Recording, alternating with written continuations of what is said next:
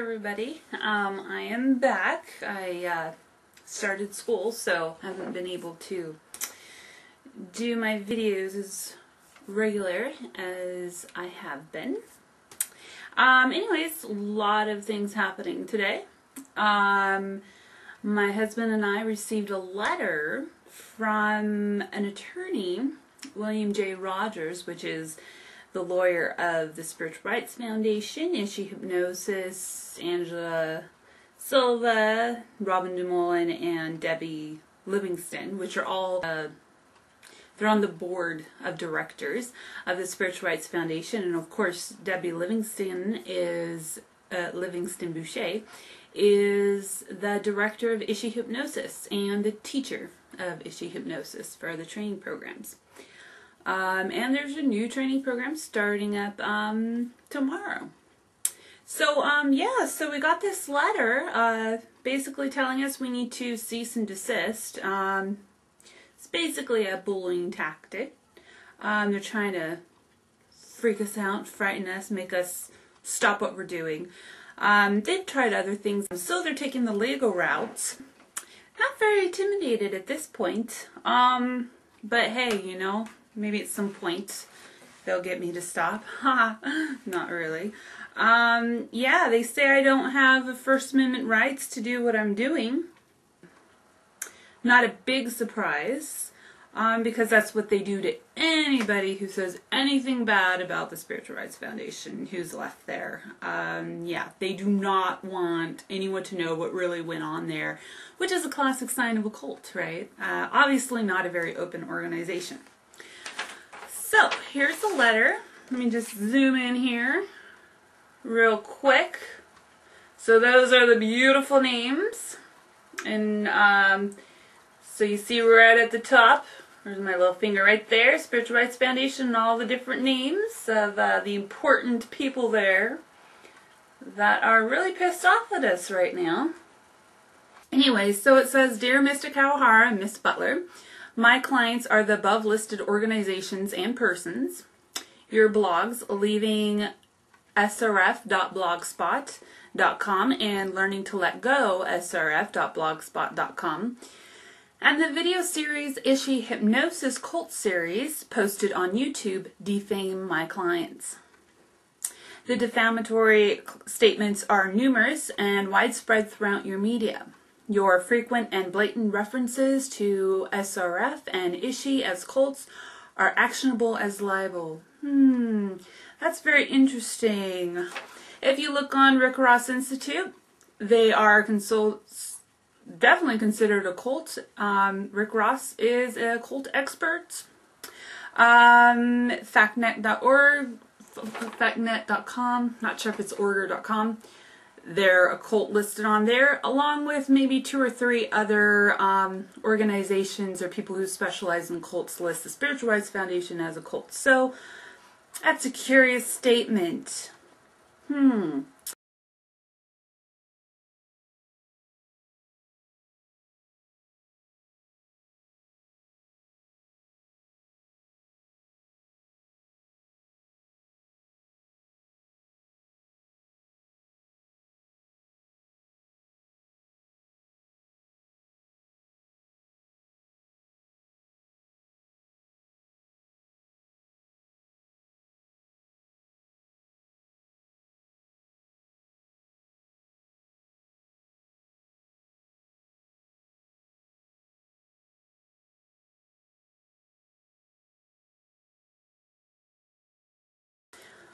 Okay, so anyways, moving on.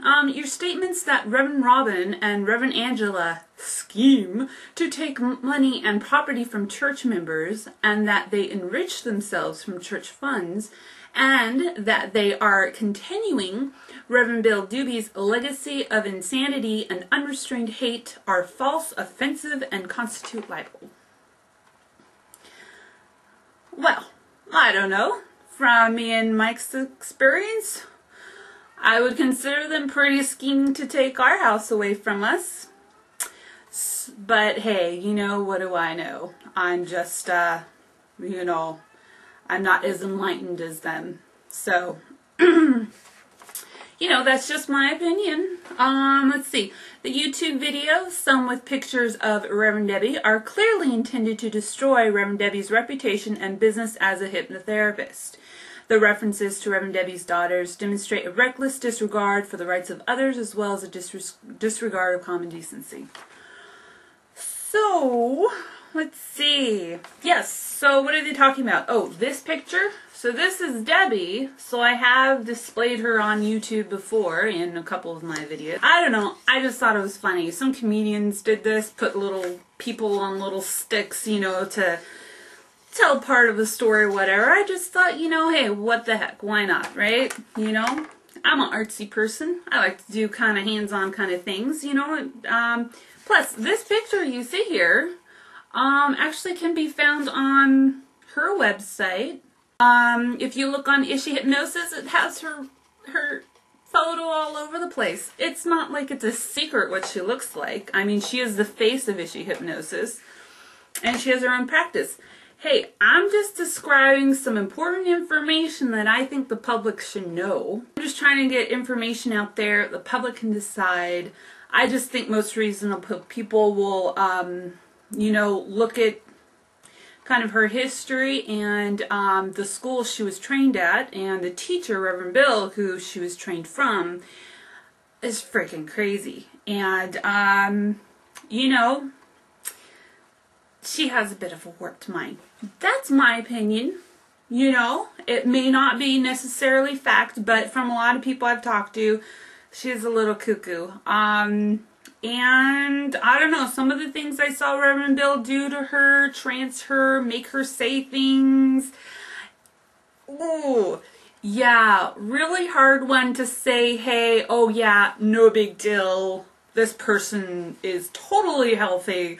Yeah, I would totally recommend her. Go take her trance class. Go support occults. No, I'm sorry. I can't do that.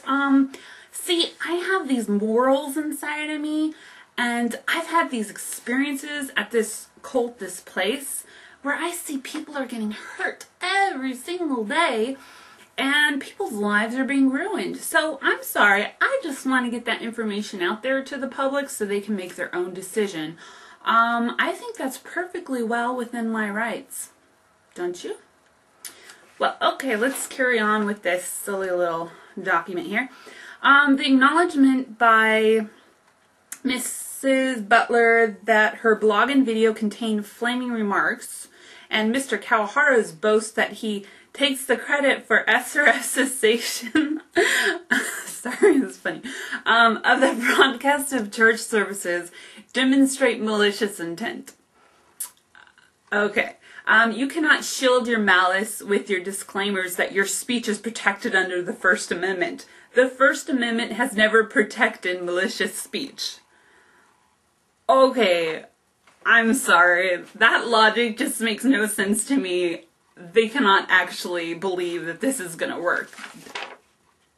Okay, so yeah, I guess my understanding of the First Amendment rights is a little different than them. I mean, obviously, a cult, definitely, like the Spiritual Rights Foundation, headed by Robin DuMolin and Angela Silva and Debbie Livingston, are going to see the First Amendment as a totally different thing than, let's say, a regular person, because they have worked their whole lives to control information coming into the cult and going out from the cult. Hey, you have an organization, you have a church, you have a business, whatever it is, you're in the public eye, I'm sorry. You're going to have to take criticism, just like I am. And believe me, I've been taking a lot of criticism from a lot of people from SRF for me doing what I'm doing. You know, I know that's going to happen. I'm not going to sue them saying, how dare you criticize me for what I'm writing on my blog. Okay, so then the last paragraph here. You have 10 days from the date of this letter to remove all references of my clients from your blogs and video posts. If you fail to do so, my clients have instructed me to assert all their legal remedies against you. The remedies sought will include injunctive relief, monetary damages, attorney fees, and punitive damages. Oh, and then underlined, right at the bottom, you should seek the advice of legal counsel without delay. Oh boy. So yeah, so there we go. Just what you would expect from a place like this.